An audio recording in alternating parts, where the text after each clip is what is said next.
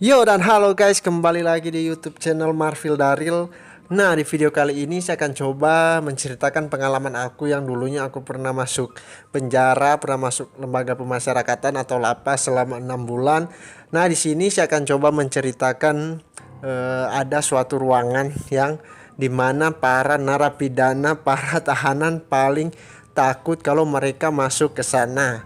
Tapi sebelum masuk ke videonya, jangan lupa untuk like, comment, dan subscribe karena itu semuanya gratis, men. Oke. Nah, ruangan yang narapidana paling takuti jika mereka masuk ke sana, guys. Nah, itu namanya ada dua, guys, dua ruangan. Dua ruangan, yang pertama namanya ruangan karantina terang dan ruangan karantina gelap. Para narapidana, guys, paling takut kalau mereka itu buat kesalahan terus masuk ke sana, guys. Karena apa ya, guys?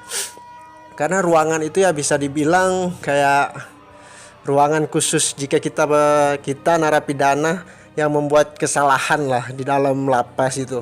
Kayak apa ya? Kayak kita kan di lapas sudah dikurung di lembaga pemasyarakatan kan, kita dikurung.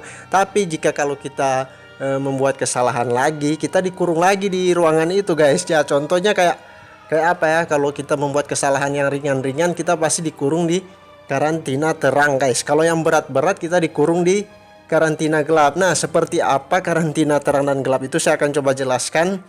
Yang pertama, karantina terang, guys. Karantina terang itu bisa dibilang ya kayak ruangan sel gitu, yang sel-sel biasa tapi ukurannya cuman kecil, guys. Gua 2 meter kali 3 mungkin, ya aku lihat dulu pengalaman aku ya, guys. Dulu 2 meter kali 3 ukurannya kayak cuman satu kasur gitu loh, kayak satu kasur. Jadi kayak kita kalau membuat kesalahan tapi ringan, kita dikarantina di situ, guys. Contoh ya, kayak kita membuat kesalahan kayak berkelahi di dalam, berkelahi. Terus handphone, masukin handphone di dalam nggak boleh, kita dikarantina lagi, dikarantina terang, itu kan masih ringan. Terus tato nggak boleh, alat tato nggak boleh, itu dikarantina terang, guys. Makanya, guys, kesalahan-kesalahan ini yang tiga ini semuanya itu akibatnya di karantina terang. Nah, bedanya karantina terang sama nggak di karantina, bedanya kalau kita kan narapidana itu di halaman lapas, kalau pagi, siang, sore ya bisa kemana-mana. Tapi kalau kita membuat kesalahan dan di karantina terang itu kita dikurung terus, guys. Nggak boleh keluar selama masa hukuman, selama masa hukuman di karantina terang kita itu selesai. Jadi kayak bedanya ya itu, kalau narapidana biasa bisa kemana-mana, kalau dari udah selesai apel, udah selesai apa ya, aktivitas bisa kemana-mana sampai sore, bisa olahraga. Tapi kalau kita narapidana yang membuat kesalahan terus di karantina itu dikurung terus, guys. Dikurung terus selama hukumannya berakhir karena membuat kesalahan. Nah, itu kesalahannya yaitu berkelahi tapi nggak pakai barang tajam. Terus masukin handphone ya di karantina. Apalagi tato nggak boleh, alat tato nggak boleh, itu di karantina lagi.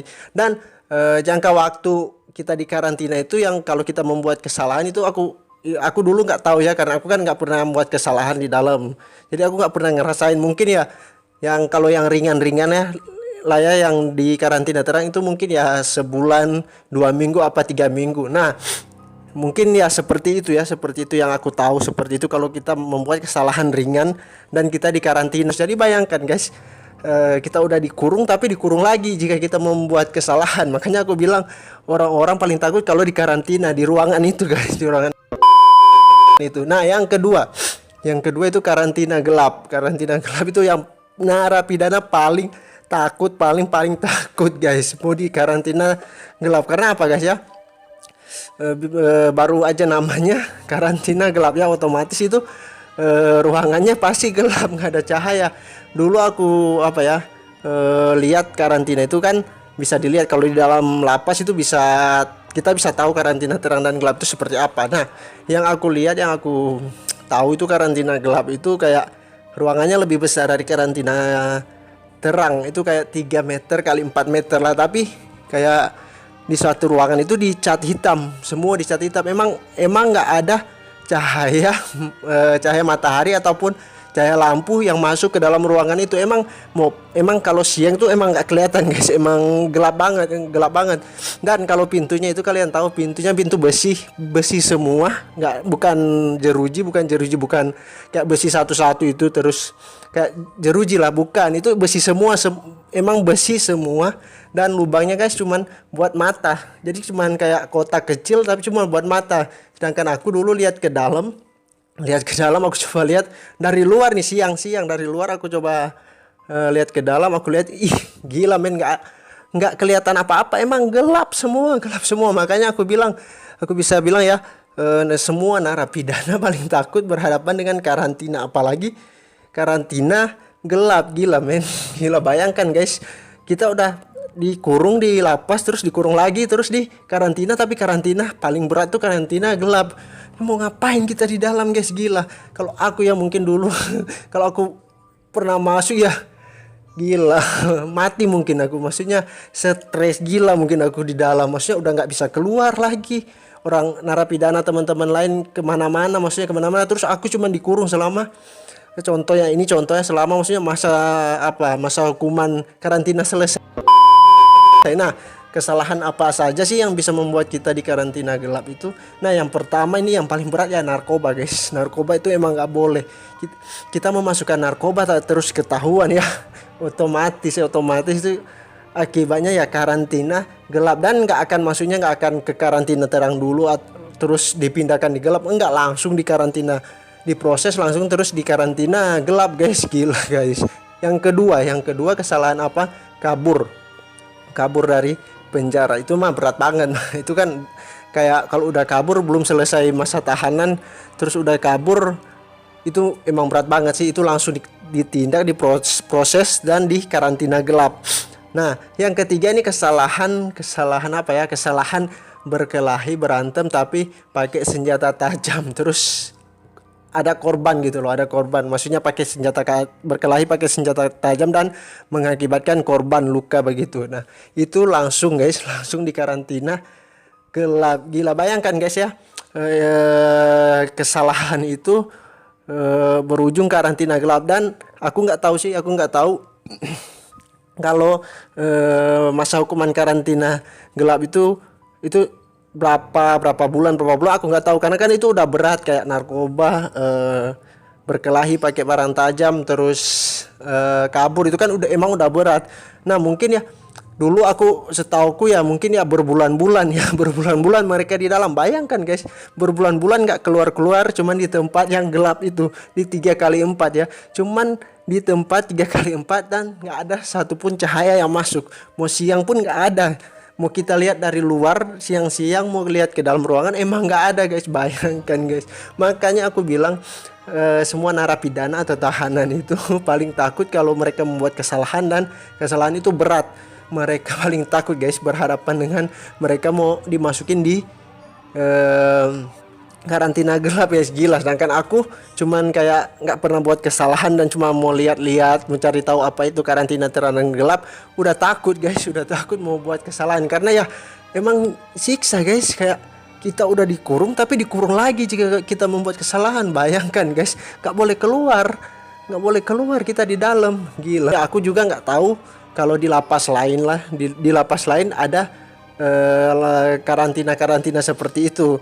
Nah, ini aku cerita maksudnya pengalaman aku yang di lapas di daerahku. Jadi kalau di lapas daerahku ya ada itu, maksudnya kalau kita membuat kesalahan kita di karantina terang atau enggak di karantina gelap guys. Nah, makanya intinya sekarang ya guys, pas aku hukumanku loh cuma 6 bulan, tapi aku pikir kayak aku rasa dulu itu kayak bertahun-tahun. Karena apa ya, siksa guys, siksa pikiran, kayak badan kalian di dalam dikurung tapi pikiran kalian di luar. Belum lagi ditambah lagi mikir orang tua di luar gimana.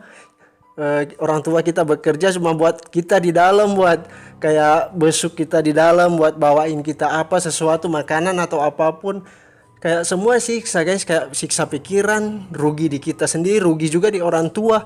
Makanya aku mikir-mikir pas aku bebas itu kayak ya percuma, maksudnya aku ikut kayak tawuran kayak kejahatan-kejahatan begitu, ternyata percuma, akibatnya ya begitu, resikonya kita di penjara. Setelah keluar itu pas 6 bulan kayak aku mikir ya stop, aku bilang stop, cuman sekali ini aku mau maksudnya berada di tempat itu, maksudnya di lapas gitu loh, maksudnya jadilah pengalaman hidup buat aku supaya aku bisa lebih tahu pemikiran yang lebih bagus gimana, nggak seperti yang sebelumnya aku cuman ikut-ikut teman atau cuman membuat supaya terlihat jago, punya nyali, supaya dibilang orang, wih, anak ini punya nyali, jago. Enggak, serta keluar ternyata pikiranku itu guys kayak kayak berubah sendiri guys, kayak mau buat kesalahan jadi takut. Mau kalian anak orang kaya, mau kalian anak pejabat, namanya udah di penjara guys, nggak ada yang enak, aku bilang semua siksa guys, aku bilang. Oke guys, mungkin segitu dulu cerita hari ini di video kali ini yang menurut pengalaman aku ya, tentang aku pernah masuk penjara dulu selama 6 bulan ya. Itu ya 2 ruangan ini yang menurutku sangat sangat gila, siksa banget ya karantina ini guys.